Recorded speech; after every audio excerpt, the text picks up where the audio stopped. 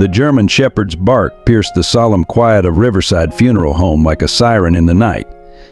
Max stood rigid, hackles raised, his powerful body trembling as he stared at Chief Richard Harrison's mahogany coffin. His desperate barks echoed off the walls, drowning out the minister's prayers and the muffled sobs of the bereaved.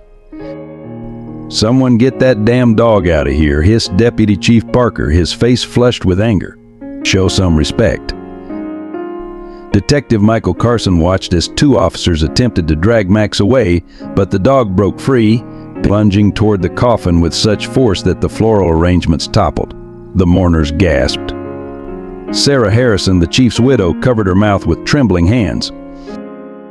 Max's behavior wasn't just grief. Carson had seen the dog at countless death scenes. This was different. The animal wasn't mourning, he was alerting. When Max suddenly launched himself at the coffin, tearing at the silk lining with his teeth, chaos erupted. As hands reached to restrain him, Carson stepped forward, a cold realization washing over him.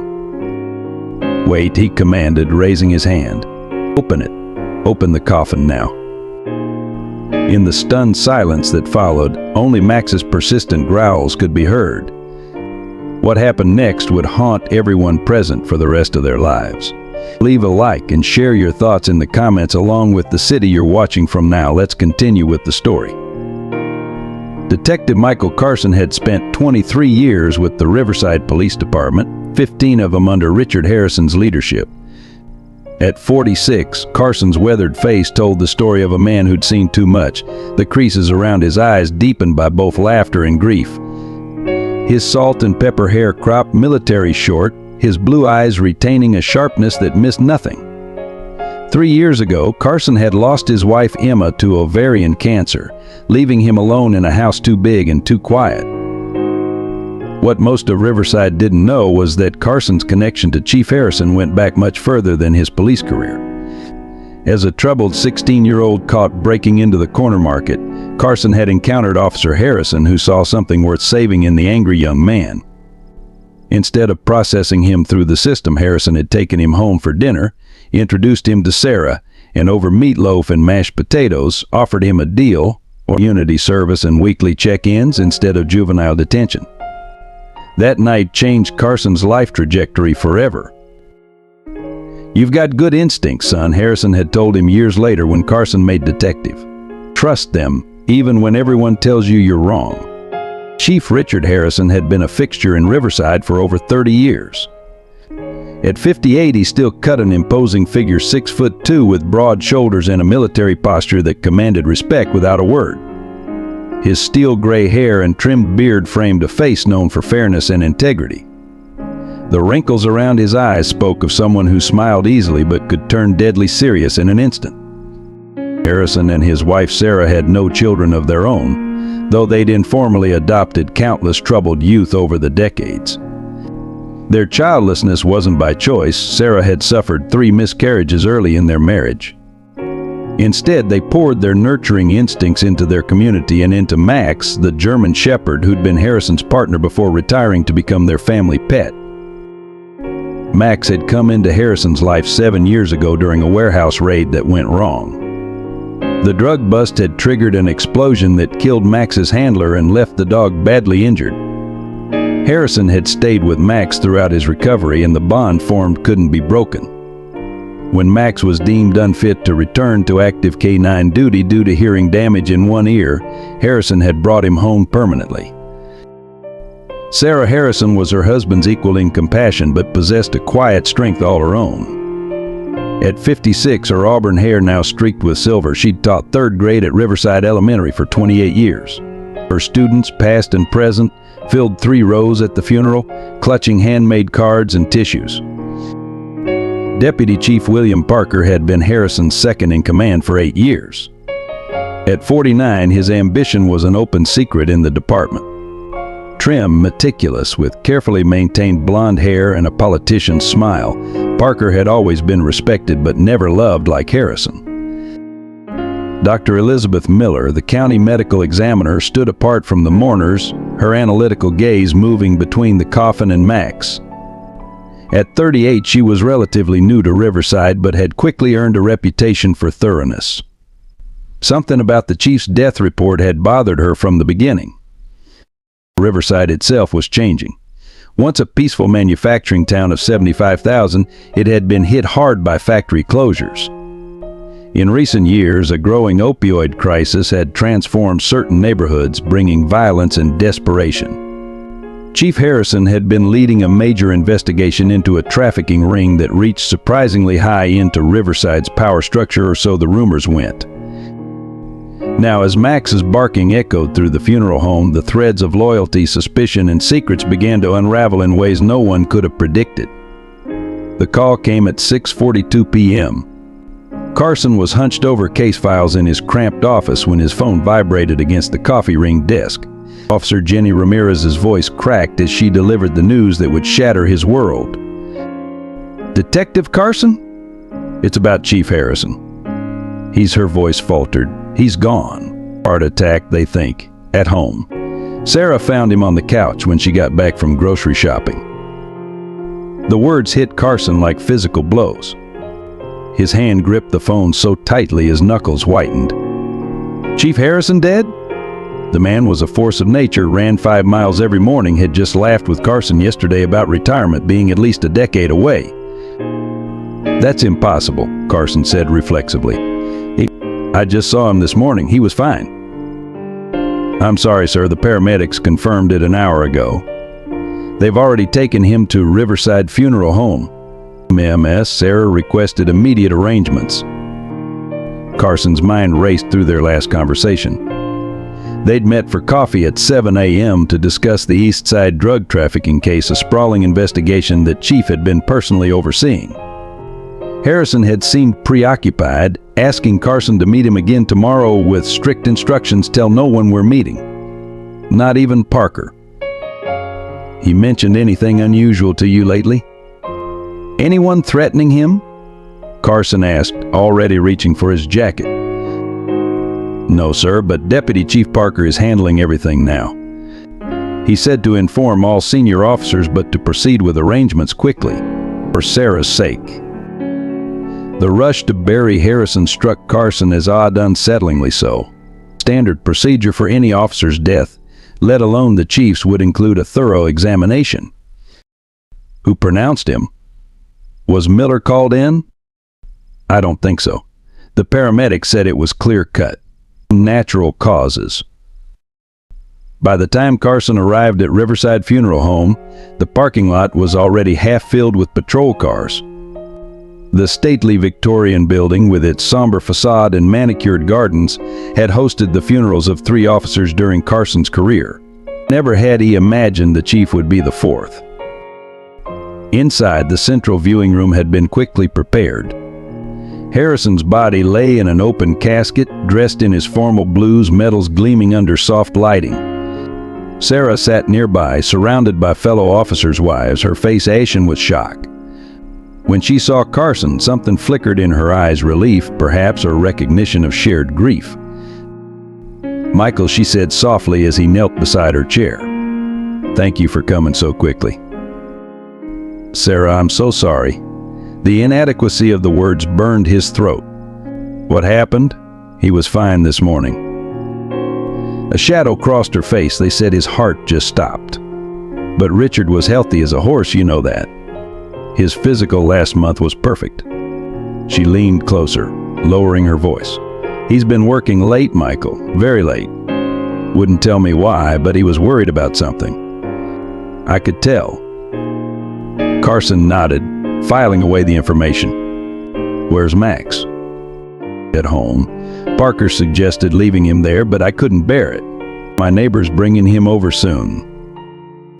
As if summoned by discussion, the funeral home doors swung open and a petted woman entered, struggling with Max's leash. The German shepherd's disciplined demeanor vanished the moment he entered the viewing room.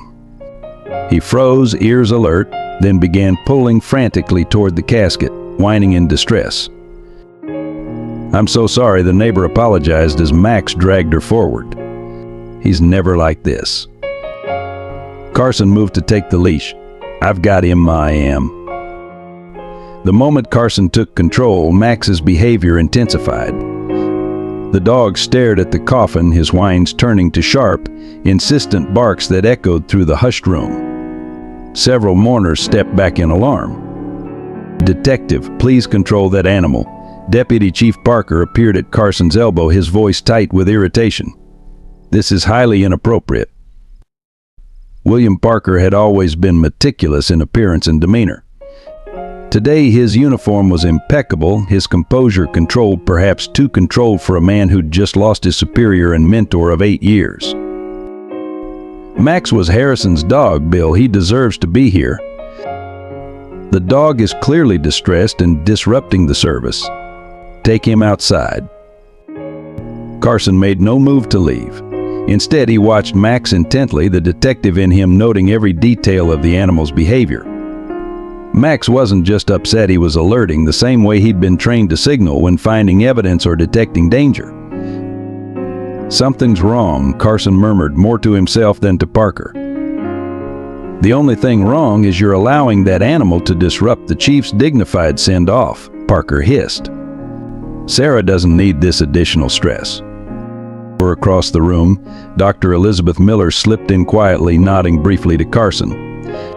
Her presence was unexpected, and by the look on Parker's face, unwelcome. "Was Miller called to examine the body?" Carson asked Parker. "There was no need. The paramedics confirmed cardiac arrest. For a police chief, there should be an autopsy." Parker's jaw tightened. Sarah declined. She didn't want Richard subjected to that indignity. Before Carson could respond, Max's barking reached a new intensity. The dog lunged toward the Coffin, nearly pulling Carson off his feet. Several officers moved to help restrain him. "Get him out of here now, or I'll have him removed," Parker ordered. Carson reluctantly dragged Max toward the exit, the dog fighting him every step. In the lobby, he encountered Dr. Miller. "That's interesting behavior," she commented, watching Max struggle. "You think so too?" Miller glanced over her shoulder, then spoke quietly. "I wasn't officially called in, but I have questions about the chief's death. Sudden cardiac arrest in a man with his medical history. No prior symptoms?" Carson's instincts, already on high alert, sharpened further. "Can you get access to examine him?" "Not without authorization, which Parker seems determined to prevent." She hesitated. "The funeral's scheduled for tomorrow morning." "Very rushed, don't you think?" As they spoke, Max continued to bark toward the viewing room, straining at his leash with growing desperation. Carson made a decision. "I'm staying overnight. Funeral home staff will be here, but I want someone from the force present." "I don't think Parker will authorize that." "I'm not asking for authorization." Carson's voice hardened. "Something isn't right, and I trust Max's instincts almost as much as I trusted Harrison's." As night fell on Riverside, Carson settled into an uncomfortable chair in the funeral home's anteroom, Max lying alert at his feet.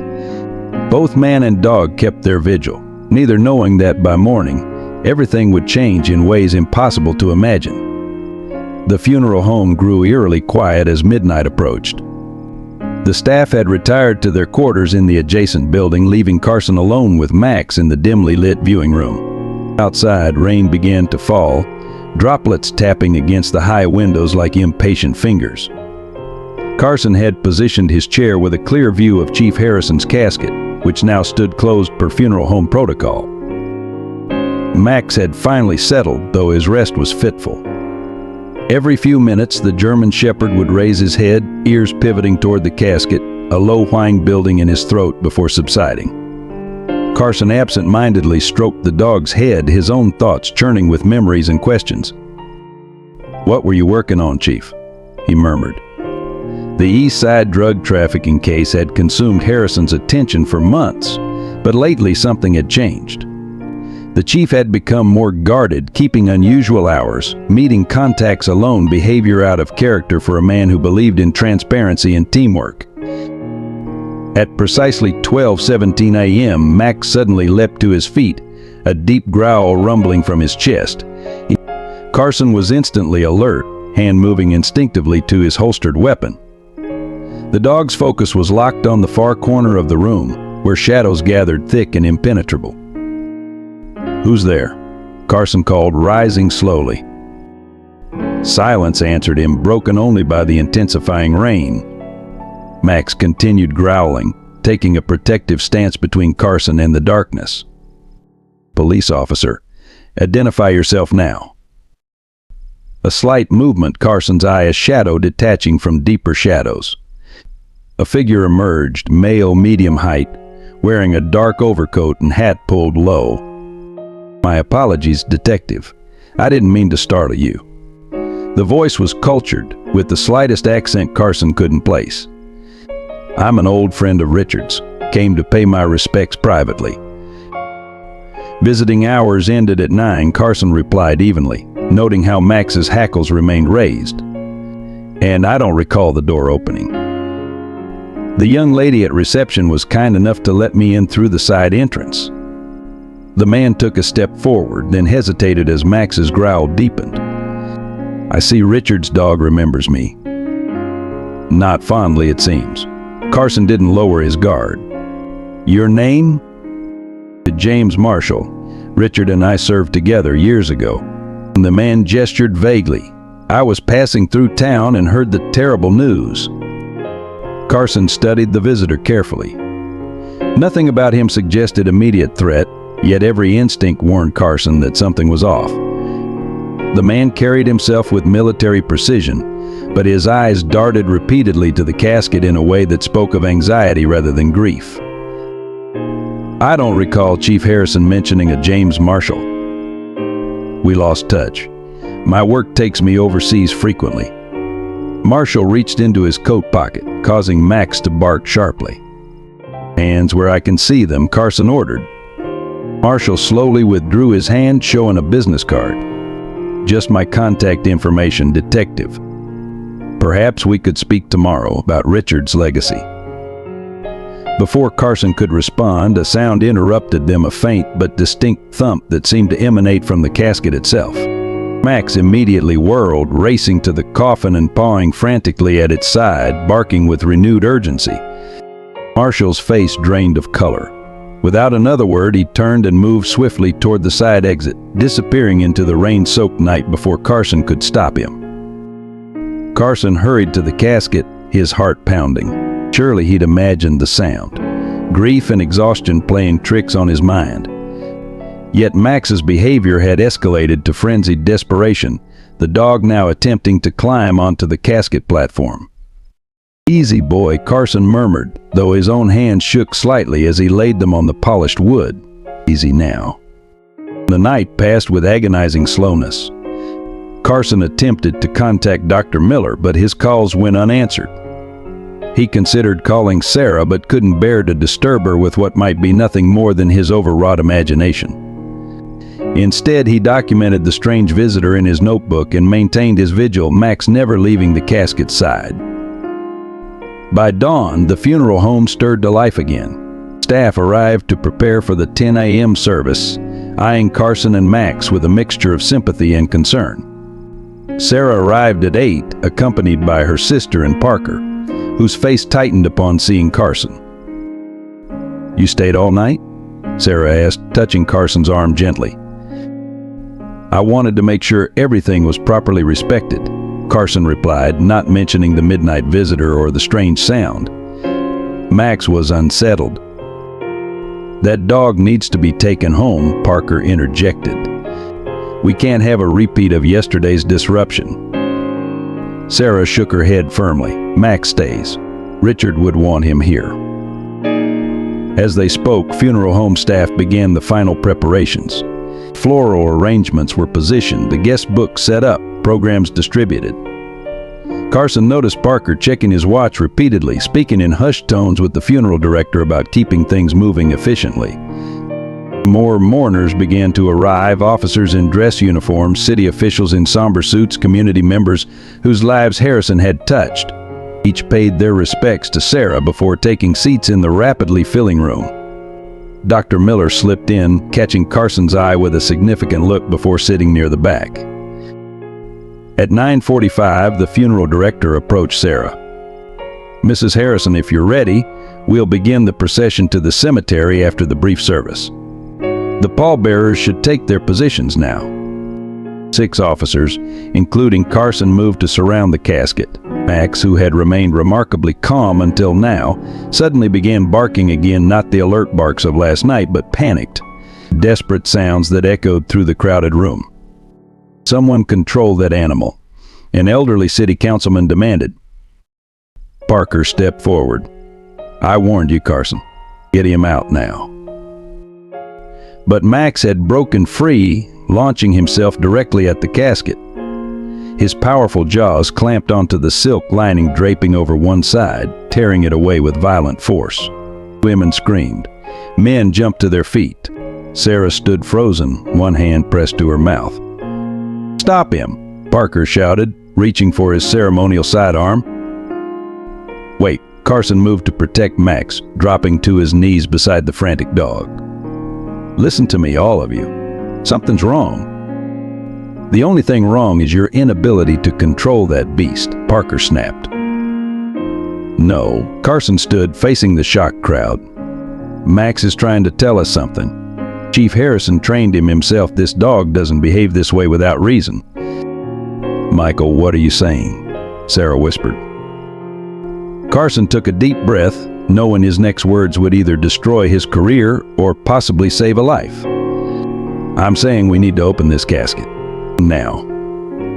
Now. A collective gasp rippled through the room. Parker stepped between Carson and the casket. "This is outrageous. You're desecrating Harrison's memory based on a dog's behavior." "Richard always said Max could sense things we couldn't," Sarah said quietly, her voice gaining strength. "If Michael thinks something's wrong, I want the casket opened." "Sarah, you're emotional. This isn't appropriate," Parker insisted. "I am his wife." Sarah's voice cracked like a whip. "Open it, May." In the tense silence that followed, Carson noticed Dr. Miller moving closer, medical bag in hand. The funeral director looked between the opposing parties, clearly distressed by this unprecedented situation. "Mrs. Harrison, are you absolutely certain?" Sarah nodded, tears streaming down her face. "Do it." "Do it." As the funeral director reluctantly moved to unlock the casket lid, Max fell silent at last, watching intently with dark, knowing eyes. The entire room held its breath, no one prepared for what they were about to discover. The funeral director's hands trembled as he unlocked the casket's brass latches. The heavy lid creaked open, revealing Chief Richard Harrison's still form, dressed in his formal police uniform, hands folded across his chest. For a moment, the room remained in stunned silence, mourners uncertain what they had expected to see. Dr. Miller pushed forward, medical instincts overriding protocol. She pressed 2 fingers against Harrison's neck, her expression professionally neutral. After 10 seconds that felt like eternity, her eyes widened. "There's a pulse," she announced, voice cutting through the silence. "Faint, but it's there." The room erupted in chaos. Sarah collapsed against her sister, half sobbing, half laughing in hysterical relief. Officers crowded forward, their training overcome by shock. Max barked triumphantly, tail whipping back and forth. "Everyone back," Dr. Miller commanded. "Give him air. Someone call an ambulance now." Carson was already on his phone, reporting the impossible situation in clipped, urgent tones. As he spoke, his eyes never left Parker, whose face had drained of all color. The deputy chief stood rigid, mouth working silently, looking not like a man overjoyed at a miracle, but like someone witnessing his worst nightmare materialize. "Let me see him," Sarah pleaded, pushing through the crowd to kneel beside the casket. "Richard? Richard, can you hear me?" No response came from the chief, though Miller confirmed his breathing, shallow and irregular but present. As she continued her examination, she suddenly frowned, her fingers discovering something at Harrison's collar. "Detective Carson," she called sharply. "Look at this." Carson leaned in. Partially hidden by the uniform collar was a tiny puncture mark, surrounded by a faint bruise. Nothing that would be noticed during casual preparation of the body, but unmistakable to trained eyes. "That's not from normal embalming," Miller murmured for only Carson to hear. "And there's another mark here on his inner arm." Carson's mind raced. Injection sites. Someone had administered something to Harrison, something that mimicked death closely enough to fool paramedics working under pressure. The realization hit him with physical force. This wasn't a medical mistake. This was attempted murder.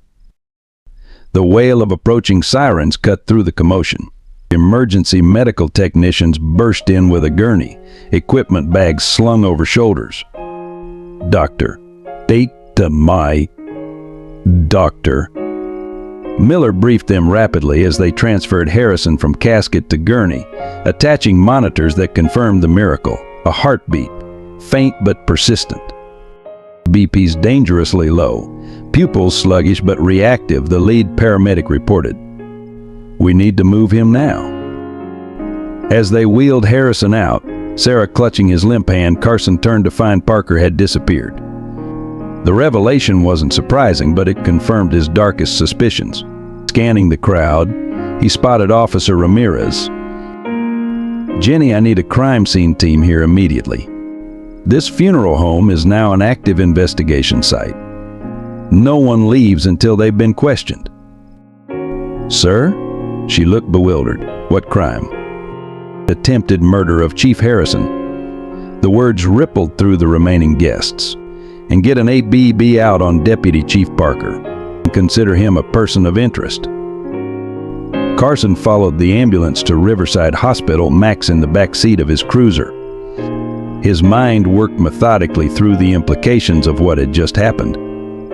If Harrison had been poisoned rather than suffering natural cardiac arrest, the speed with which the funeral had been arranged made terrible sense.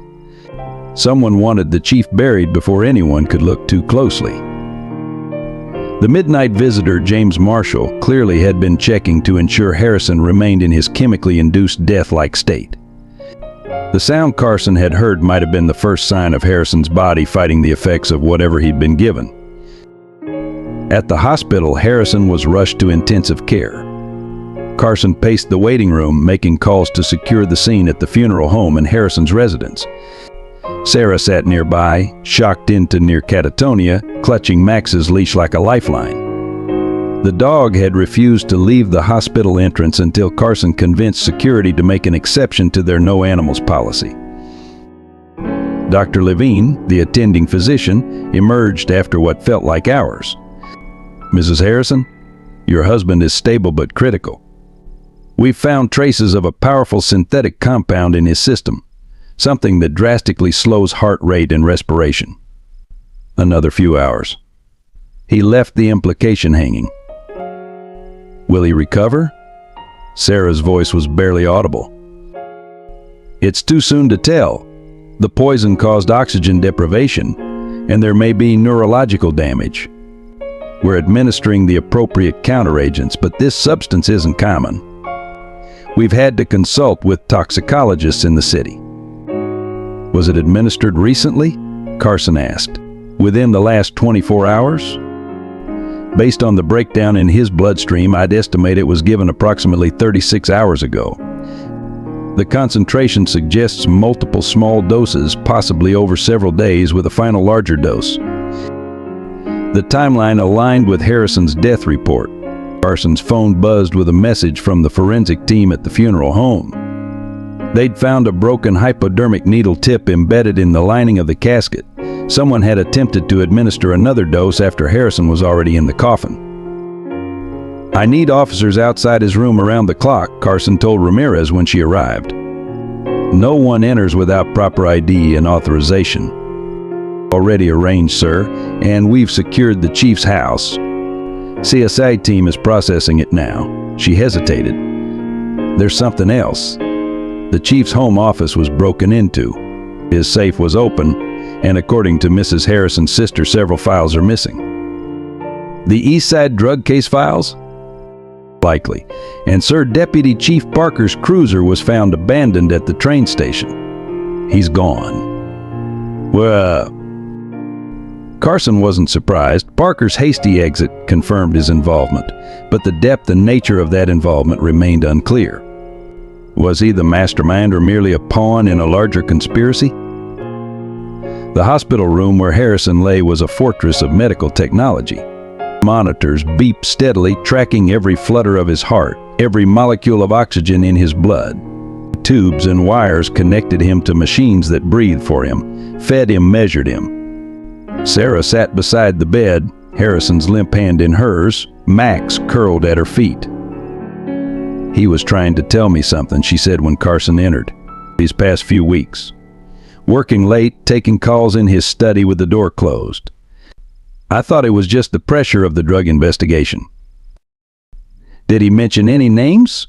Any specific concerns about someone in the department?" She shook her head, not directly, but she hesitated.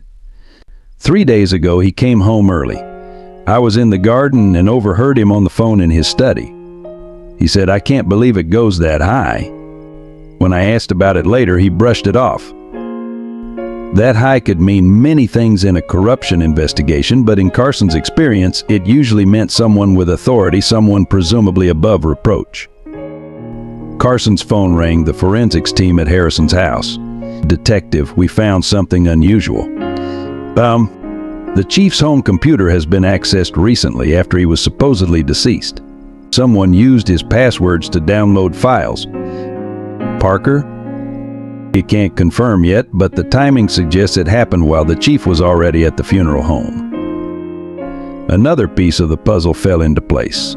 Parker had orchestrated the quick funeral arrangements, giving himself time to clean up evidence of whatever conspiracy Harrison had uncovered. As night fell, Carson found himself standing at the window of Harrison's hospital room, watching raindrops trace patterns on the glass. Sarah had finally been convinced to go home for a few hours of rest, leaving Carson and 2 uniformed officers guarding the chief. Max refused to leave, maintaining his vigilant position beside the bed. A soft knock at the door brought Carson's hand to his weapon. Dr. Miller entered, looking exhausted. "I've completed preliminary toxicology on the needle fragment," she said without preamble. "It's a compound called tetrodotoxin, modified to slow metabolic signs to near-death levels without actually killing the victim. Very sophisticated. Very rare." "Military? Or high-level criminal organizations?" "This isn't street-level stuff." She handed him a file. "I also reviewed the paramedics' initial report. They followed protocol, but this poison is designed to fool standard death confirmation methods. The person who did this knew exactly what they were doing." Carson nodded grimly. Someone wanted him to wake up inside that coffin underground. "A particularly cruel death." Miller agreed. "We're nearly foolproof. No autopsy, no questions, just a respected chief who died of natural causes." A sudden commotion outside the door interrupted them. One of the officer guards entered. "Sir, we've found Deputy Chief Parker's phone." It was in his desk at the station. "The tech team has recovered deleted messages between Parker and someone named Kingfisher. They reference the chief in something called Operation Clean Sweep." Kingfisher. The code name struck a chord in Carson's memory. During a briefing on the East Side drug case, Harrison had mentioned a high-level distributor known only as Kingfisher, someone whose identity remained elusive despite months of investigation. "Have them send me everything they've found," Carson instructed, "and check Harrison's computer for any files related to Operation Clean Sweep." As the officer left, a soft groan emanated from the bed. Carson turned to see Harrison's eyelids fluttering.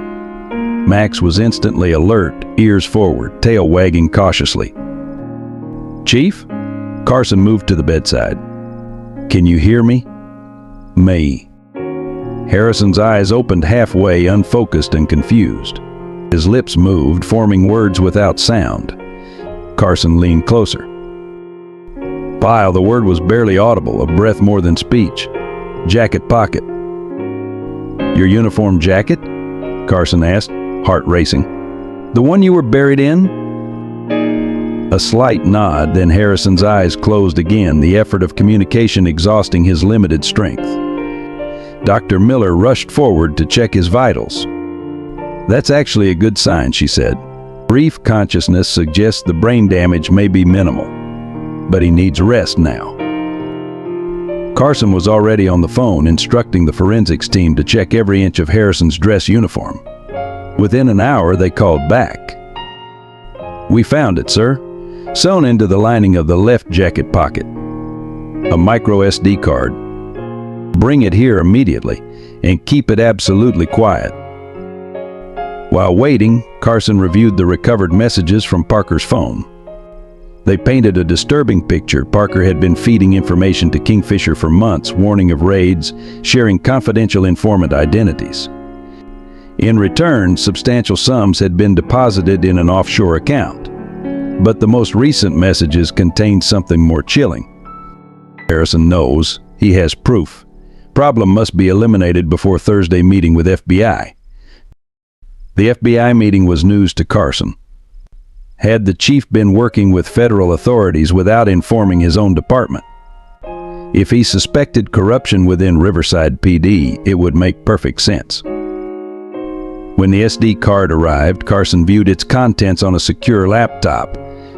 What he found left him cold, detailed evidence linking the East Side drug operation not just to Parker but to Judge Michael Collins, who had mysteriously dismissed cases against key suspects. More damning still were records showing Mayor Robert Hastings had accepted campaign contributions from shell companies linked to the cartel.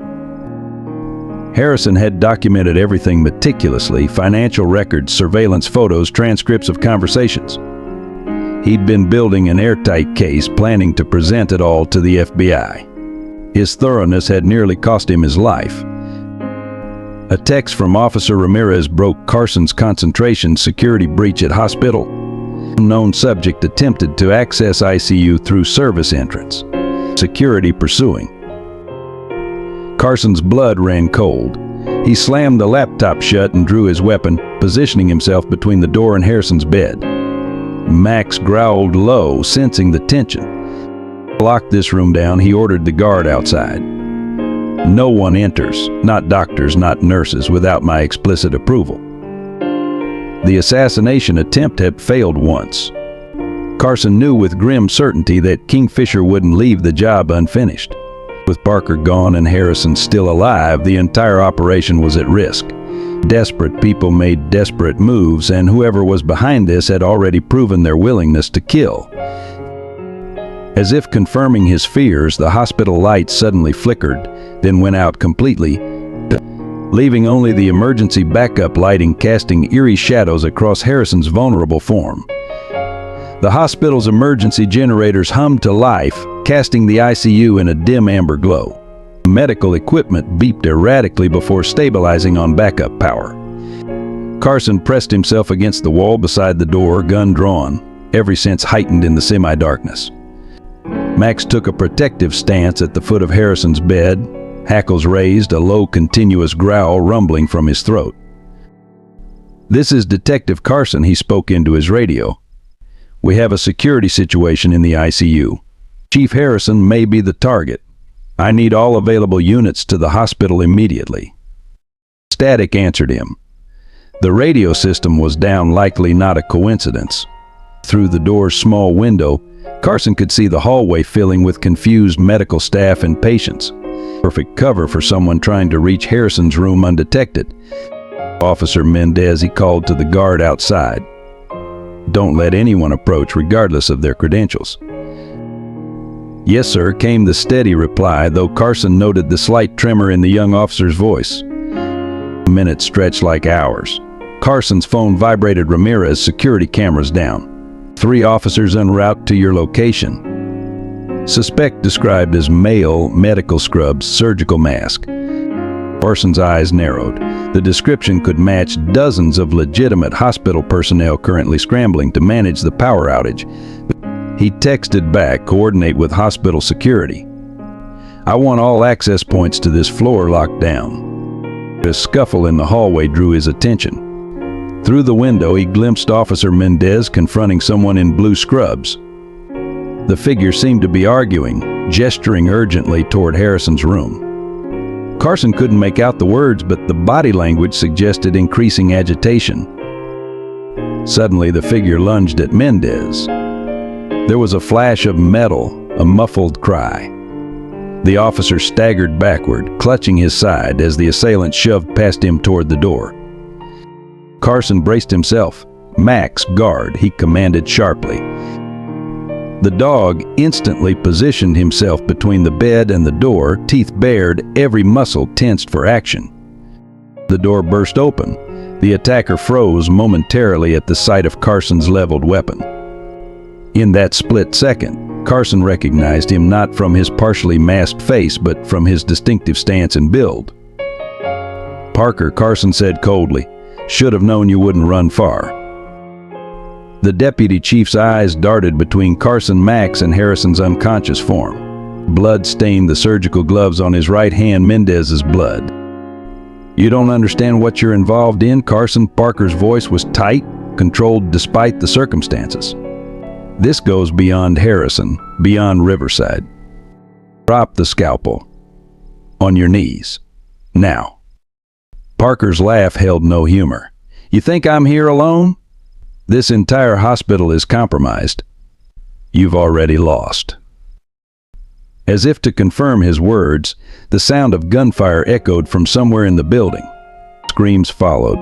The distraction was minimal, but enough. Parker lunged forward, scalpel aimed at Carson's throat. Carson fired. The bullet caught Parker in the shoulder, spinning him sideways. The deputy chief crashed into medical equipment, but remained upright, face contorted with pain and rage. Before Carson could reposition, Parker was on him, driving both men to the floor.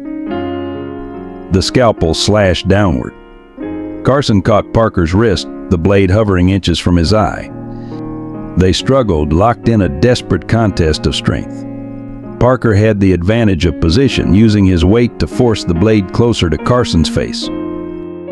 "You should have stayed out of it," Parker hissed. "Harrison was supposed to die peacefully. Now you'll both suffer."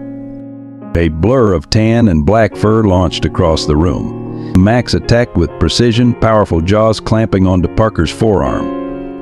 The deputy chief screamed, the scalpel clattering to the floor. Carson drove his knee upward, throwing Parker off balance, then delivered a sharp blow to his temple. Parker slumped, momentarily stunned. Carson scrambled to his feet, retrieving his weapon. "Max, hold." The German shepherd maintained his grip on Parker's arm, intelligent eyes fixed on Carson for further commands. "Release," Carson ordered, training his gun on Parker's chest. Max reluctantly let go, remaining poised to attack again if necessary. Parker sat up slowly, cradling his bleeding arm. "You've got no idea what's coming for you, Carson," he spat. "Kingfisher doesn't forgive failure." "Who is Kingfisher? Give me a name." Parker's eyes moved past Carson to the doorway. His expression shifted from defeat to something like triumph. Carson sensed the new presence too late. Pain exploded at the base of his skull, a brutal impact that sent him crashing to his knees, vision blurring. His gun slipped from numbed fingers. Through the haze, he saw a second figure in the room, tall, well-dressed, holding a heavy metal oxygen tank like a club. "Finish it," the newcomer ordered Parker, who was already retrieving the scalpel from the floor. Max launched himself at the second attacker, but the man anticipated the move. He swung the oxygen tank with terrible precision. There was a sickening thud, a high-pitched yelp of pain, and Max collapsed in a heap. No, Carson lunged toward the fallen dog, but Parker's boot slammed into his ribs, driving the air from his lungs.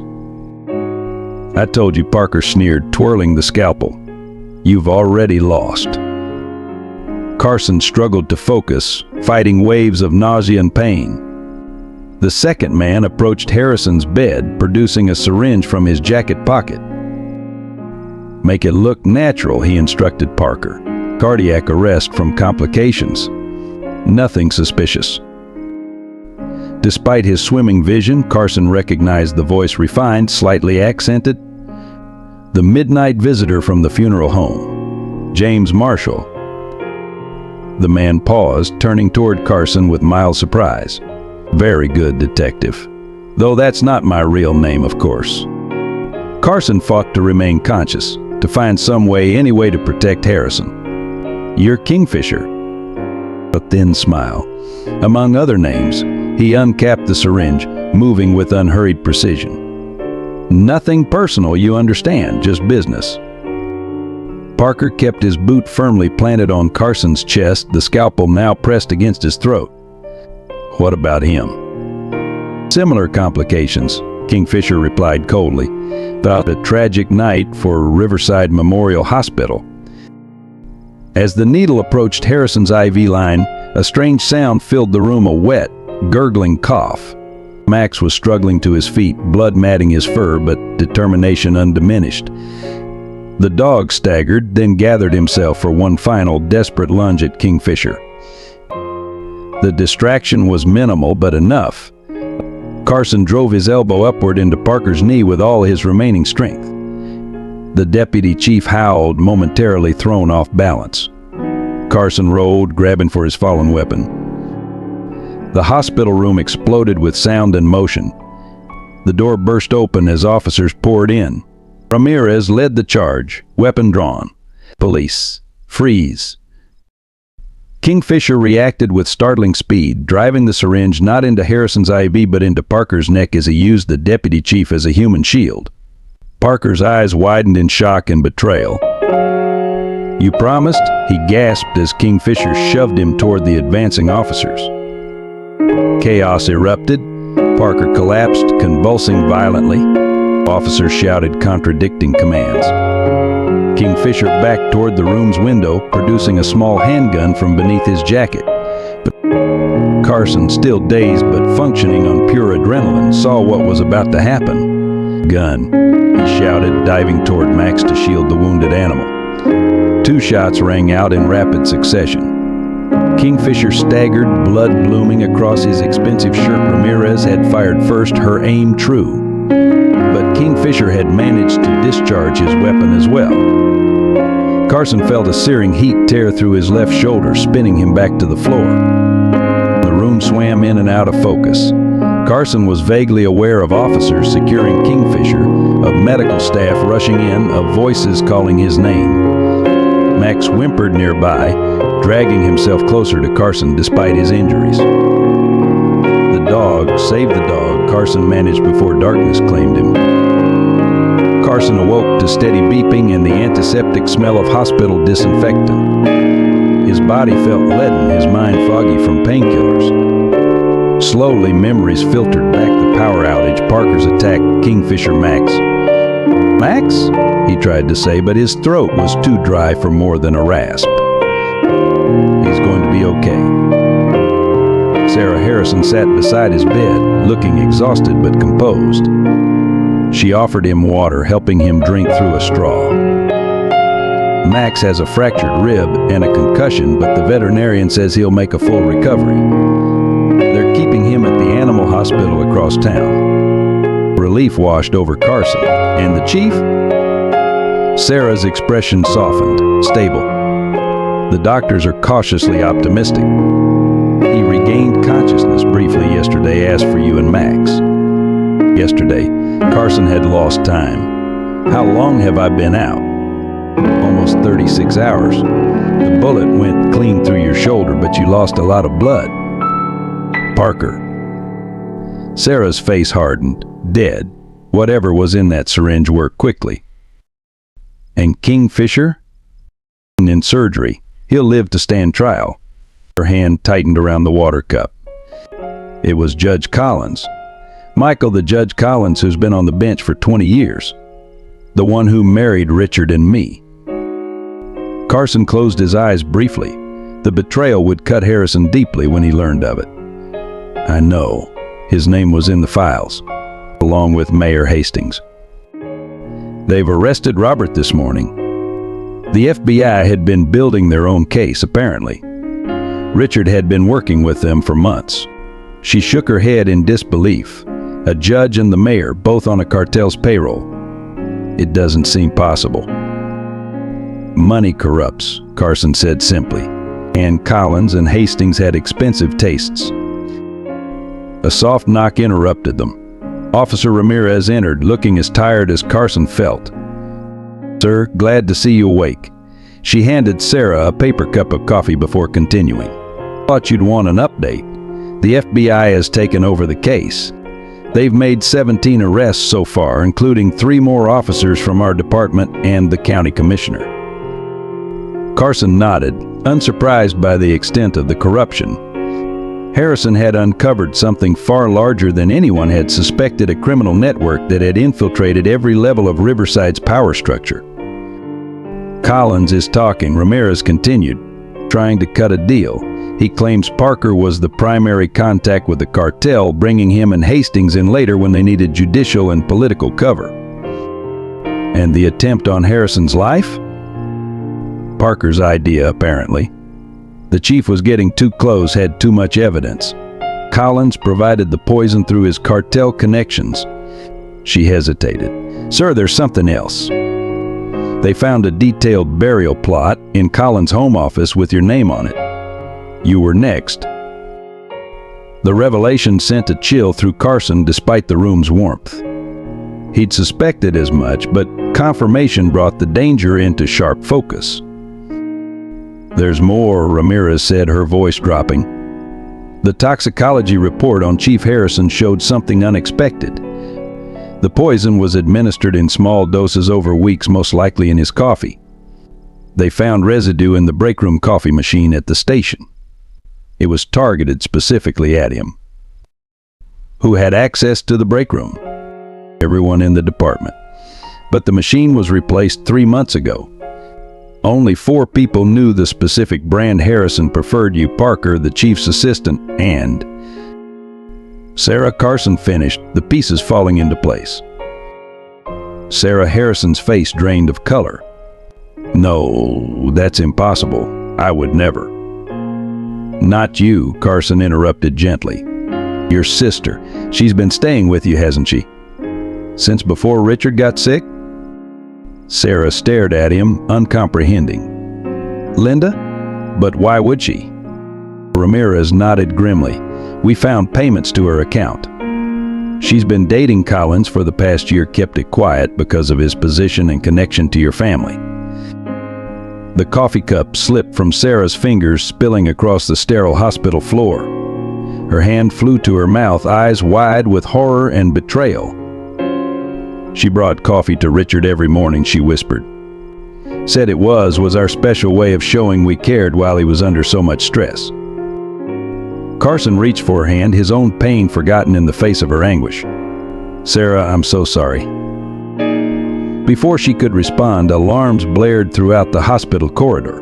A voice over the intercom called urgently for medical personnel to report to the ICU. Harrison, Carson realized, struggling to sit up despite the searing pain in his shoulder.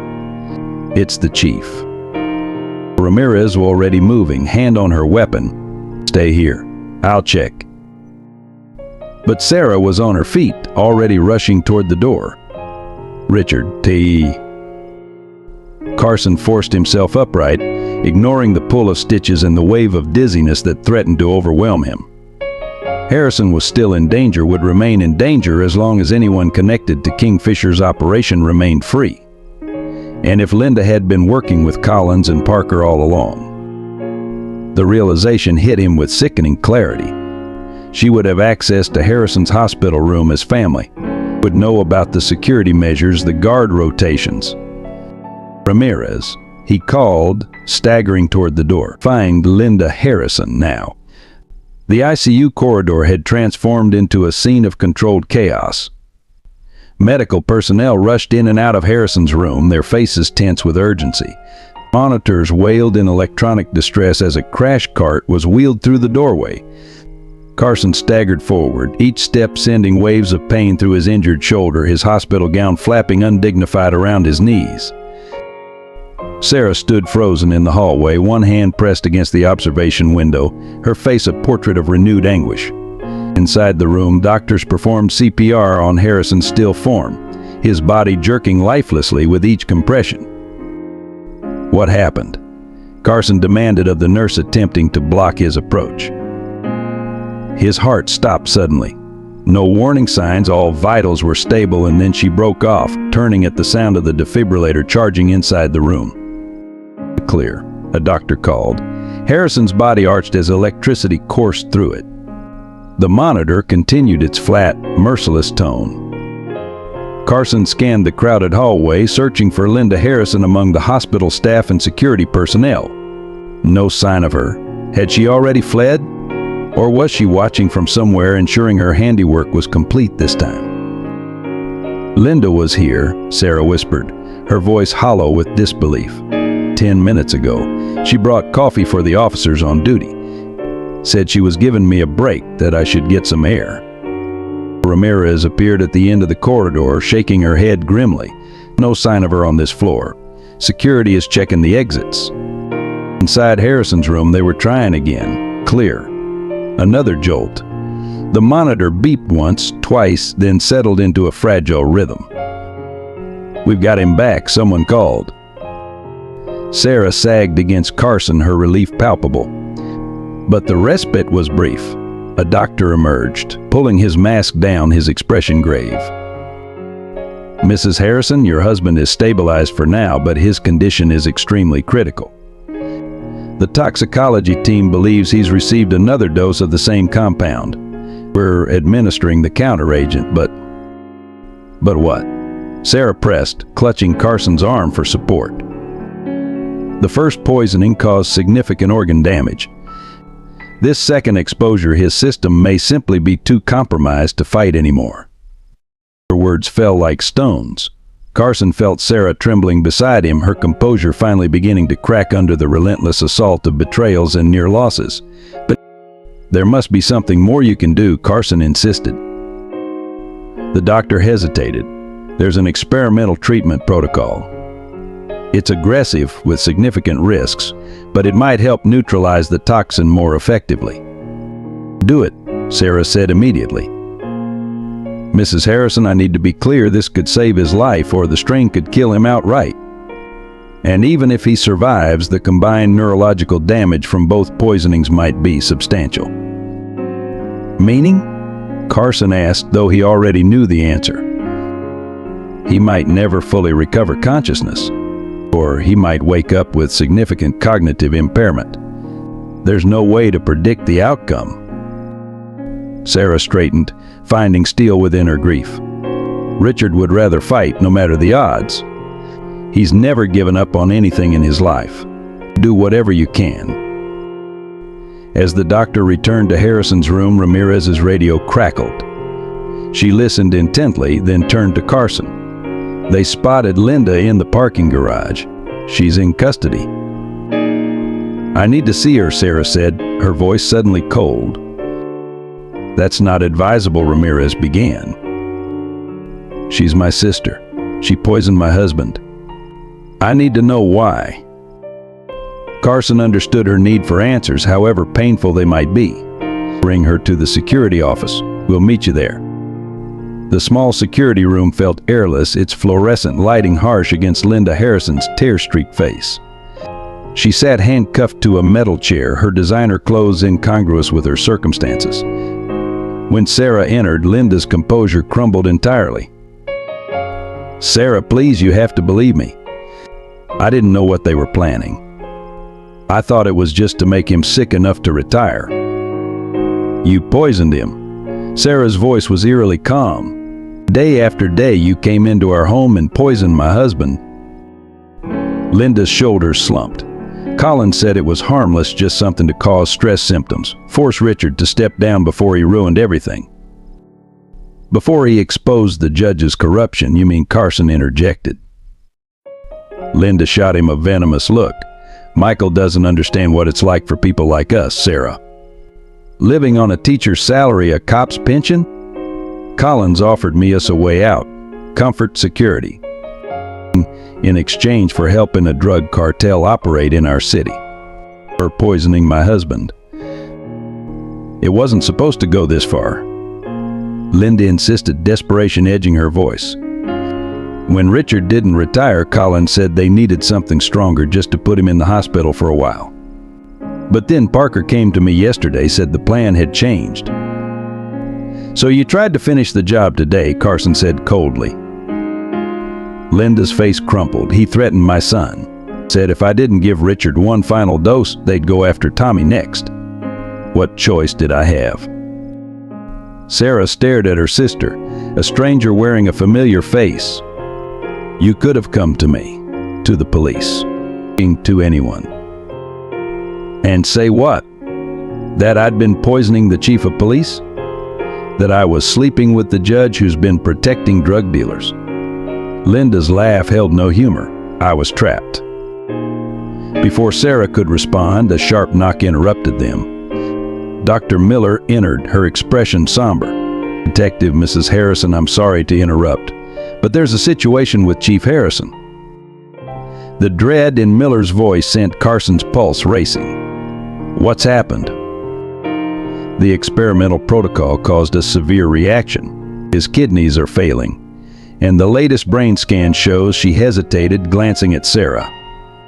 There's evidence of significant damage to the frontal and temporal lobes. Sarah pressed a hand to her mouth. What does that mean? If when he regains consciousness, he may not recognize you. He may not remember his life, his career. His personality could be fundamentally altered. The news settled like a physical weight on Carson's shoulders. Chief Harrison, the man who'd saved him as a teenager, who'd mentored him, whose integrity had been the backbone of the department, might effectively be gone even if his body survived. There's something else, Miller continued. Max was brought in this morning for follow-up treatment. He's exhibiting concerning symptoms as well. The impact trauma was more severe than initially diagnosed. The veterinary neurologist believes there may be permanent damage. It was too much Harrison's condition, Max's uncertain fate, the conspiracy that had hollowed out Riverside's institutions like a cancer. Carson felt the room tilting, his injury and exhaustion finally overwhelming his determination. Detective? Miller's voice seemed to come from a great distance. You need to sit down before you fall down. He allowed himself to be guided to a chair, vaguely aware of Sarah's quiet weeping. Linda sat stone-faced, the full consequences of her actions finally sinking in. I need to be with Richard, Sarah said finally. Of course, Miller nodded. But there's one more decision that needs to be made urgently. The hospital has a limited supply of specialized dialysis equipment, with both Richard and Detective Carson requiring treatment. Carson understood immediately. Give it to the chief. Michael, no, Sarah protested. You were shot. You need treatment too. I can wait, Carson insisted, though the pain in his side had intensified, suggesting his injury might be more severe than he'd acknowledged. Miller looked unconvinced. Detective, your blood work shows early signs of kidney compromise from blood loss and medication. Delaying treatment could lead to permanent damage. Harrison needs it more. Carson's tone left no room for argument. As Sarah was led back to the ICU, Carson found himself alone with Linda, the silence between them heavy with recrimination. Was it worth it? He asked finally. Whatever Collins promised you, was it worth all this? Linda stared at her hands. I never thought it would end this way. It always ends this way, Carson said tiredly. Every deal with the devil does. Outside the window, dusk had fallen on Riverside. In the fading light, Carson could see police vehicles still surrounding the hospital, their lights flashing silently. The department was in shambles, its leadership decimated, its reputation destroyed. Harrison had spent decades building something honorable, only to have it corroded from within. The following hours passed in a blur of pain and deteriorating consciousness. Carson refused pain medication, needing to stay alert despite his body's protests. Reports filtered in, 3 more arrests connected to Collins and the cartel, evidence secured from Harrison's hidden files, FBI agents taken over the station. By midnight, Carson was burning with fever, his wound infected despite treatment. Each breath brought stabbing pain, each movement a study in endurance. Still, he refused the dialysis treatment, knowing Harrison's need was greater. "You're being a damn fool," Dr. Miller told him bluntly during a lucid moment. Heroic but foolish. "How's Max?" Carson asked, ignoring her assessment. "Holding his own. Better than you." A nurse rushed in, her expression urgent. "Doctor, we need you in the chief's room. His oxygen levels are dropping critically." Miller hurried out, leaving Carson alone with his pain and the increasingly certain knowledge that despite everything, despite Max's warning, despite opening the coffin, despite arresting Collins and Parker, they might still lose Harrison after all. And in the darkest hours of the night, as his own condition worsened, Carson confronted the possibility that his sacrifice might be for nothing. That sometimes even doing everything right couldn't undo the damage of so much betrayal. Dawn broke over Riverside Hospital, pale light filtering through half-drawn blinds. Carson drifted in and out of consciousness, each awakening bringing fresh waves of pain and the same persistent worry: Harrison. No news had come during the night, which Carson interpreted as a grim sign. In his experience, good news traveled quickly, silence often preceded sorrow. A soft knock roused him from uneasy sleep. Dr. Elizabeth Miller entered, accompanied by a tall, silver-haired man in a crisp suit who introduced himself as Special Agent Thomas Reynolds, FBI. "Detective Carson," Reynolds began without preamble. "Dr. Miller tells me you've been refusing critical treatment. That ends now." Carson attempted to sit up, wincing as his shoulder protested. "Harrison needs it more than I do. Chief Harrison is currently receiving treatment from a specialized medical team that arrived from the city an hour ago. They brought additional equipment. Federal resources," Miller added. "Agent Reynolds expedited the transfer." The news momentarily stunned Carson. "You brought in specialists for Harrison? Why?" "Where was I?" Reynolds studied him thoughtfully. "Because the chief has been working with us for nearly a year on this case. And because loyal officers are worth saving. His condition." Miller's expression softened slightly, stabilized. The new team administered an advanced counteragent to the toxin. His kidney function is improving, though the neurological prognosis remains uncertain. Relief flooded through Carson, momentarily dulling his own pain. "And Max?" "The canine officer is also receiving specialized veterinary care," Reynolds replied. "Apparently he's quite the hero in this case." Carson nodded, grateful but suspicious of the federal agent's sudden appearance and largesse. "Why are you really here, Agent Reynolds?" Reynolds glanced at Miller, who took the hint and excused herself. Once alone, the agent pulled a chair closer to Carson's bed. "What I'm about to tell you is highly classified. Under normal circumstances, you wouldn't be briefed, but these are extraordinary times." He paused, choosing his words carefully. Chief Harrison wasn't just investigating a local drug operation. He uncovered evidence linking Riverside's cartel to an international criminal network with connections to terrorism financing. Carson absorbed this revelation silently, but it explained the ruthlessness of the attempt on Harrison's life, the high-level involvement of Collins and Hastings. "The operation Harrison infiltrated extends far beyond your city limits," Reynolds continued. "When he realized how deep the corruption went in Riverside, he contacted us directly. But for the past 10 months, he's been gathering evidence while maintaining the fiction that he was working a standard drug trafficking case." Parker suspected, Carson realized aloud. That's why he moved against Harrison when he did. "Precisely. Harrison was scheduled to meet with our task force last Thursday to turn over the final evidence needed for coordinated arrests across 3 states. Parker somehow learned of the meeting and activated a contingency plan." Carson's mind raced, fitting this new information into the puzzle. "But something doesn't add up. If Harrison was FBI's inside man, why didn't you protect him better? Where were you when he was being poisoned?" Reynolds had the grace to look discomfited. Harrison insisted on maintaining complete operational secrecy. He believed correctly, as it turned out that the corruption extended into multiple agencies. He refused protection, communication devices, even regular check-ins. "So you just left him exposed," Carson said bitterly. "We respected his methodology," Reynolds corrected. Harrison was a skilled operative who understood the risks. A new thought struck Carson. Does Sarah know about Harrison's work with the FBI?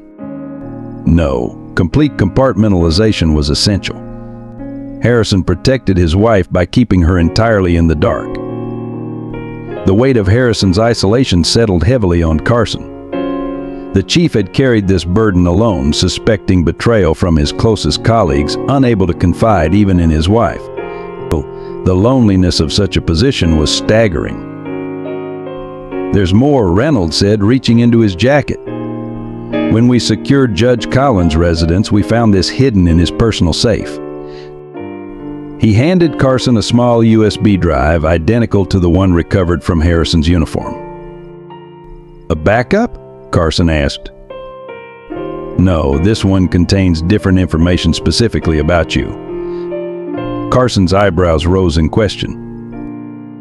It seems Harrison wasn't just gathering evidence against the cartel. He was also building a file to protect you. "Protect me? From what?" "Or from false accusations." Collins and Parker had constructed an elaborate frame, documenting fictional evidence that would have implicated you in the drug operation. Bank records, witness statements, even photographic evidence, all fabricated, but convincingly so. The revelation hit Carson like a physical blow. They were setting me up to take the fall. If Harrison had died and stayed dead, you would have been arrested within days of his funeral. The evidence was meticulously prepared. Carson closed his eyes briefly, the full scope of the conspiracy finally coming into focus. Not only had they planned to eliminate Harrison, but they had prepared to neutralize his most loyal detective as well. A clean sweep, as the operation name suggested. "Why are you telling me this now?" Reynolds leaned forward. "Because we need your help. Despite our arrests, we believe there are still active members of the organization operating in Riverside. People we haven't identified yet." Before Carson could respond, the door opened again. A nurse entered, pushing a wheelchair in which sat an unexpected visitor, Max, his head bandaged, one leg splinted, but unmistakably alert. The German shepherd's ears perked up at the sight of Carson, a soft whine escaping him. He wouldn't settle, the nurse explained. He kept trying to get out of his bed. The veterinarian thought a short visit might calm him. Max struggled to rise from the wheelchair, his determination evident despite his injuries. Carson extended his hand, and the dog pressed his nose into the detective's palm with palpable relief. "Hey, buddy," Carson said softly, "you did good. Real good." Reynolds watched the reunion with interest, but that animal's instinct saved 2 lives. Remarkable. 3, Carson corrected. He took down Parker before he could finish me off. As Max settled beside Carson's bed, a new commotion arose in the hallway. Raised voices, hurried footsteps. Reynolds rose, hand moving instinctively toward his concealed weapon. Officer Ramirez burst into the room, breathless with excitement. "Detective, he's awake. Chief Harrison is awake and asking for you." Carson attempted to stand, but his body betrayed him, weakness and pain forcing him back onto the bed. "Take me to him." "You can barely sit up," Reynolds objected. "I don't care if you have to carry me. I need to see him." 10 minutes later, Carson found himself wheeled into Harrison's ICU room, Max limping determinedly alongside. Sarah sat beside the bed, clutching her husband's hand, her face transformed by cautious joy.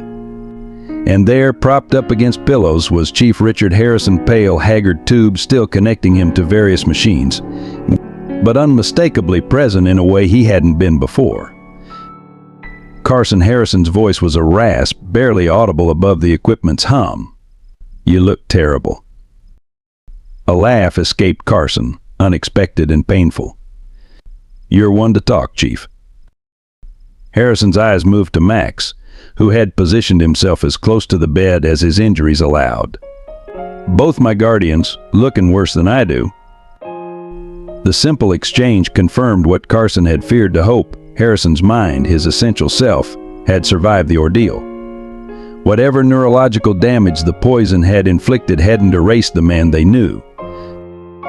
"The doctor says it's a miracle," Sarah said, her voice thick with emotion. "They can't explain it. By all medical indicators, he should have suffered permanent brain damage." Harrison's lips curved in the ghost of a smile. "Too stubborn to let a little poison scramble my brains." Reynolds, who had followed Carson's wheelchair, stepped forward. "Chief Harrison, good to see you conscious. We have much to discuss when you're stronger." Harrison's expression shifted, becoming more guarded. "My wife knows everything now," Carson assured him. "About your work with the FBI, the conspiracy, all of it." "And Linda?" Harrison asked, turning to Sarah. Her face tightened with pain. "In custody. She's cooperating for whatever that's worth." Harrison closed his eyes briefly. "I suspected someone close was involved. Never wanted it to be her." "None of us did," Sarah said softly. A doctor entered, frowning at the crowded room. "This is excessive stimulation for a patient in Chief Harrison's condition. I must insist." 2 minutes, Harrison interrupted with surprising firmness. "I need 2 minutes with Detective Carson." Blown. Maze. After reluctant departure, Sarah kissing her husband's forehead, Reynolds nodding respectfully, Max being coaxed away with promises of a quick return, Carson found himself alone with his mentor. "I left something for you," Harrison said without preamble, his voice stronger now that he was focusing all his energy on this conversation. "In case things went badly. The SD card, we found it. Not just that. There's a safety deposit box at Riverside National. Keys in my desk at home, false bottom in the right drawer." Harrison paused, breathing labored from the effort of speaking. "Contains evidence against our final target." Carson leaned forward. "You know who Kingfisher is reporting to?" A nod. "Collins and Hastings were just middle management. The real power behind Riverside's corruption hasn't been touched." "Who may have a way?" Harrison's eyes held Carson's. "Commissioner Lawrence Wilson." The name hit Carson like electricity. Wilson, the county commissioner who had personally appointed Harrison as chief 15 years ago. The man who controlled Riverside's budget, who had championed police reform, who was currently leading the public outcry against the corruption scandal. "Wilson?" Carson repeated. "But he's been supportive of the investigation, offered additional resources." "Perfect cover," Harrison whispered. "He's been running everything for years. The ultimate inside man." The pieces realigned in Carson's mind. Wilson's position gave him oversight of all law enforcement in the county. His political connections extended to state level. If Harrison was right, they had only scratched the surface of the conspiracy.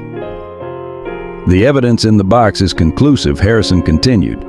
"Account numbers, meeting recordings, direct communications with cartel leadership, enough to bring him down." "Why didn't you give this to the FBI?" Harrison's expression hardened. "Because I wasn't sure who there I could trust. Wilson has contacts everywhere. That's why I kept you out of it as long as possible, to protect you. But now? Now we finish this. Together." Harrison's hand found Carson's, gripping with surprising strength. "Wilson doesn't know I survived, doesn't know what evidence I secured. We have one chance to end this completely." Carson nodded, understanding both the opportunity and the danger. "I'll get the key today." "Be careful," Harrison warned. "If Wilson suspects you're onto him, he won't hesitate. He's already tried to have us both killed once." As if summoned by the conversation, a text message alert sounded on Carson's phone. "As Commissioner Wilson just arrived at the hospital. Says he wants to visit the chief." Carson and Harrison exchanged knowing looks. The final confrontation was coming sooner than expected. "Let him come," Harrison said grimly. "One way or another, this ends today." With renewed purpose, Carson straightened in his wheelchair. His pain seemed distant now, eclipsed by determination. Harrison had risked everything to expose this corruption. Max had nearly died protecting them both. Now it was Carson's turn to complete the mission. As he prepared to face Wilson, Carson realized that the tragedy they had endured might yet transform into triumph. Harrison was alive. The truth was emerging. Justice, delayed but not denied, was finally within reach. Commissioner Lawrence Wilson swept into the hospital with an entourage of aides and security personnel, his imposing figure clad in an impeccable charcoal suit despite the early hour. At 62, Wilson embodied authority, silver-haired, broad-shouldered, with the confident bearing of a man accustomed to command. His public persona as Riverside's incorruptible leader had remained untarnished through decades of service, making Harrison's accusation all the more shocking. Carson had positioned himself outside Harrison's room, his wheelchair a temporary concession to Dr. Miller's insistence. Agent Reynolds stood nearby, ostensibly reviewing documents but maintaining clear sightlines to all approaches. Max had been reluctantly returned to the veterinary floor, despite his protests. Detective Carson, Wilson called, his deep voice carrying the practiced concern of a politician. "I came as soon as I heard the chief regain consciousness. A miracle, they're saying." Carson nodded, studying the man he'd respected for years with new awareness. "Quite miraculous, sir." "And you as well. Shot in the line of duty while protecting him." Wilson placed a heavy hand on Carson's uninjured shoulder. Riverside's finest, living up to their reputation. "Just doing my job, Commissioner."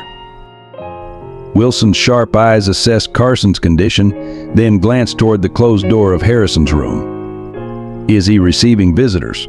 I'd like to speak with him personally." "The doctors have limited his visitors to family for now," Carson replied carefully. "His condition remains fragile." Disappointment flickered across Wilson's features, too quickly masked. Of course, his recovery must take priority. He lowered his voice conspiratorially. "Between us, I've spoken with the governor. We're arranging a special commendation for Harrison once he's well enough. And for you and that remarkable dog." "That's very generous, sir." "Not at all. Heroism should be recognized." Wilson straightened. "Perhaps you could deliver a message? Let Richard know I'm coordinating with federal authorities to ensure this corruption investigation proceeds without political interference." "I'll tell him," Carson promised, noting the commissioner's emphasis on his cooperation with federal authorities, a man establishing his alibi before being accused. Wilson hesitated, something calculating behind his affable expression. Has Richard said anything about who might be behind all this? Beyond those we've already arrested? And there it was, the real purpose of Wilson's visit. Not concern for Harrison, but anxiety about what the chief might have revealed. "He's still quite weak," Carson evaded, mostly focusing on his recovery. Wilson nodded, seemingly satisfied. "Naturally. Well, please extend my best wishes. I'll return when he's stronger." He turned to leave, then paused. "Oh, one more thing, Detective. I understand you're pursuing access to a safety deposit box connected to this case?" Carson's blood ran cold. The only way Wilson could know about the box was through surveillance or an informant still embedded in the department. "Standard evidence collection, sir." "Of course, I've instructed the bank to provide full cooperation. No warrants necessary." Wilson smiled benevolently. "Let me know if you encounter any obstacles." After Wilson departed, Reynolds approached immediately. "He knows about the box. We need to move now." "He's trying to draw us out," Carson agreed. "Probably has people watching the bank already." Reynolds made a quick call, speaking in clipped phrases before turning back to Carson. "I've got a team securing the Harrison residence to retrieve the key. Another unit will create a diversion at the bank. You're staying here." Like hell I am, Carson retorted. Harrison trusted me with this, not the FBI. You can barely stand, detective. Then find me some crutches. 2 hours later, Carson found himself in a nondescript FBI surveillance van 3 blocks from Riverside National Bank. Despite his protests, Reynolds had refused to allow him at the actual retrieval site, a compromise Carson had grudgingly accepted given his physical condition. Team 1 in position, crackled the radio. Harrison residence secured. Key recovered from specified location. Team 2, status? Reynolds demanded. Approaching bank now. Diversion ready on your command. Carson watched the bank's main entrance on the surveillance monitor. Wilson hadn't been subtle. 4 men in plain clothes, but with the unmistakable bearing of private security, positioned themselves around the building. They weren't there for standard protection. Commissioner's men are in place, he observed. He's not taking any chances. Reynolds nodded grimly. Wilson's career, freedom, and life are at stake. Men like that are most dangerous when cornered. The radio crackled again. Key team 5 minutes out. Ready for diversion. Execute, Reynolds ordered. On the monitor, Carson watched as a dark SUV with government plates pulled up directly in front of the bank. 6 agents in FBI windbreakers emerged, moving with conspicuous purpose toward the entrance. Immediately, Wilson's watchers activated, 2 speaking urgently into communications devices, the others moving to intercept the federal agents. Diversion working, Reynolds observed. Now for the real approach. A second team, this one in unmarked vehicles and civilian clothing, approached the bank from the service entrance. Among them was a petite woman carrying what appeared to be standard banking documents. Agent Chin, Reynolds explained, one of our best. She'll access the box. The operation proceeded with precision. While Wilson's men were occupied with the obvious FBI presence at the front, Chin and her team entered unnoticed.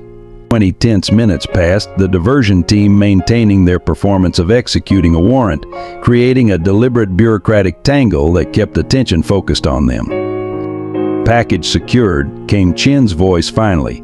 Contents intact. Exiting via northeast route. Carson exhaled slowly, tension draining from his shoulders. Now what? Now we spring the trap, Reynolds said, reaching for his phone. With your permission, I'd like Harrison to make a call. Back at the hospital, Chief Harrison had been prepared for his role. Though still weak, he rallied his strength for what might be the most important phone call of his career. Carson and Reynolds listened on speakerphone as Harrison dialed Wilson's private number. Lawrence, Harrison greeted when Wilson answered, his voice deliberately frail. Thought you should hear directly from me. I'm improving. Richard, Wilson's surprise seemed genuine. This is wonderful news.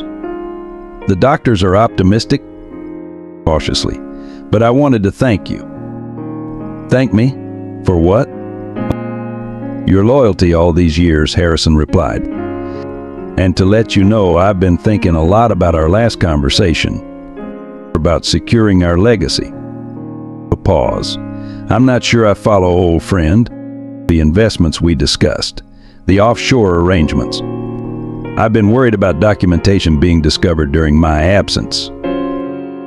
The silence lengthened. When Wilson spoke again, his voice had dropped to a near whisper. What exactly are you saying, Richard? That I've been protecting certain information. Information that could be problematic for both of us if it fell into the wrong hands. I see. Wilson's tone sharpened. Where is this information now? Safe for the moment, but I'm concerned about Carson. He's been asking questions, looking into things better left alone. Has he accessed anything sensitive?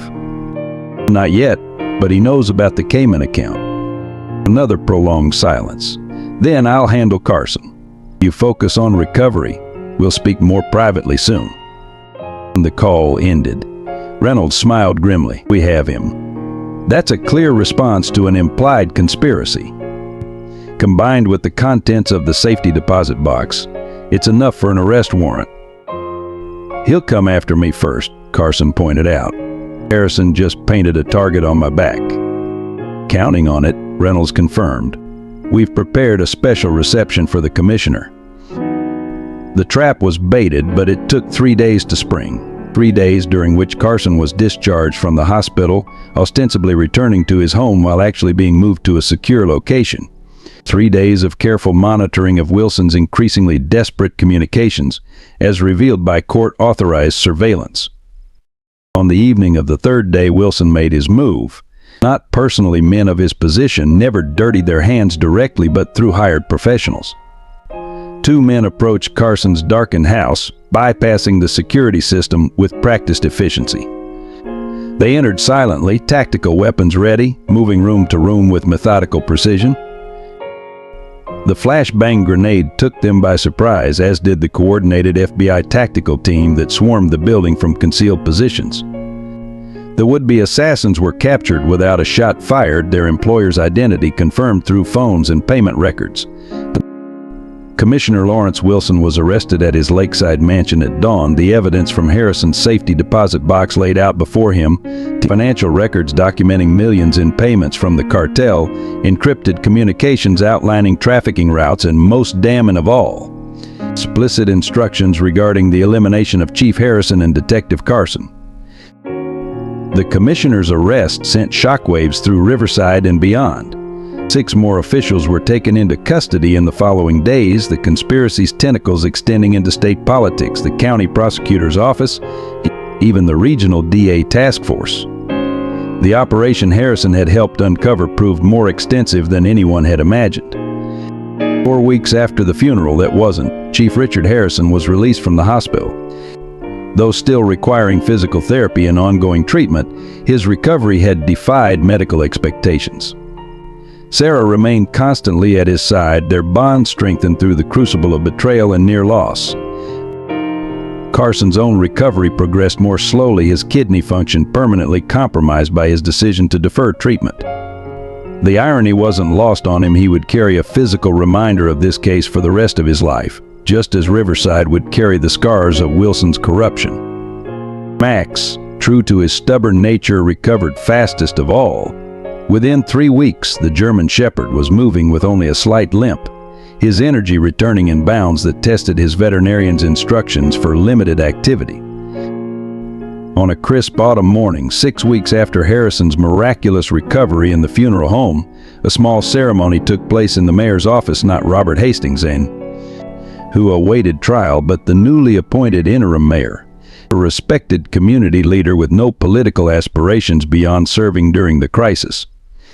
For extraordinary bravery and devotion to duty, the citation read, as Harrison pinned the department's highest commendation to Carson's uniform. The chief moved slowly but deliberately, his handshake firm as he met his detective's eyes. "Couldn't have done it without you," Harrison said quietly. "Or without Max?" Carson smiled, nodding toward the German Shepherd sitting at attention nearby, his own specially designed metal gleaming against his fur. After the ceremony, the 3 made their way to Riverside Park, Harrison walking with a cane, Carson still moving gingerly, Max trotting between them. Sarah waited at a picnic table, a modest celebration prepared. "The doctors say Richard might be able to return to limited duty next month," she told Carson as they watched Harrison throw a ball for Max, the simple activity representing a triumph of recovery. "Will he want to?" Carson asked. "After everything that happened?" Sarah considered the question. "He says Riverside deserves a fresh start with untainted leadership." She smiled softly. "But he also says he can't leave the department in anyone's hands but yours." Carson looked up, startled. "Mine?" "He's recommending you as his replacement when he retires. Says you're the only one he trusts to rebuild properly." The weight of that trust settled on Carson's shoulders, heavy but not crushing. If anyone had asked him 2 months ago whether he was ready for such responsibility, he would have dismissed the notion outright. Now, having faced betrayal and corruption at the highest levels, having nearly lost his mentor and his own life, the perspective was different. Riverside needed healing. Perhaps he could help provide it. As the afternoon sun filtered through autumn leaves, Harrison joined them at the table, Max contentedly settling at his feet. The conversation turned to the future, the rebuilding of the department, the restoration of community trust, the long process of healing that lay ahead. "We'll get there," Harrison said with quiet confidence. "One honest step at a time." Carson watched as Sarah took her husband's hand as Max rested his head on Harrison's shoe. Family in all its forms. Loyalty tested and proven. Trust broken and rebuilt. "Yes," he agreed. "One step at a time." In the distance, church bells rang, marking the hour. Not funeral bells this time, but a simpler, clearer sound, the steady rhythm of life continuing, of time moving forward, of a community beginning again. In our twilight years, we often find ourselves reflecting on the true treasures of life, loyalty, trust, and the connections that sustain us through darkness. The dog kept barking.